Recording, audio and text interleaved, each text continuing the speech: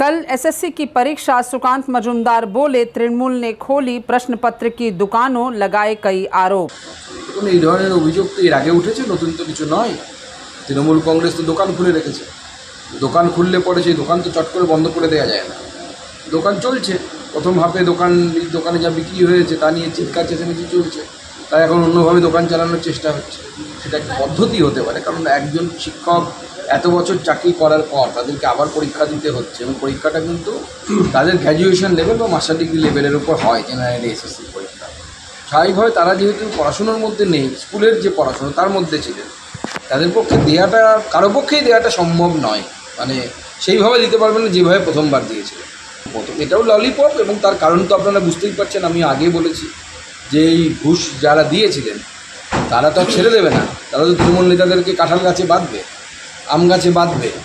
তার হাত থেকে বাঁচানোর জন্য, তাদের হাত থেকে বাঁচানোর জন্য এখন এই সমস্ত প্রচেষ্টা চলছে, কিন্তু এটাও পারবেন না, কারণ আইনগতভাবে এটাও চ্যালেঞ্জের মুখে পড়বে। ताज़ा तरीन खबरों और ब्रेकिंग न्यूज़ के लिए बने रहिए स्पष्टता न्यूज़ के साथ। ज़्यादा से ज़्यादा खबरों के लिए बेल बटन दबाकर लाइक, शेयर और सब्सक्राइब करें स्पष्टता न्यूज़।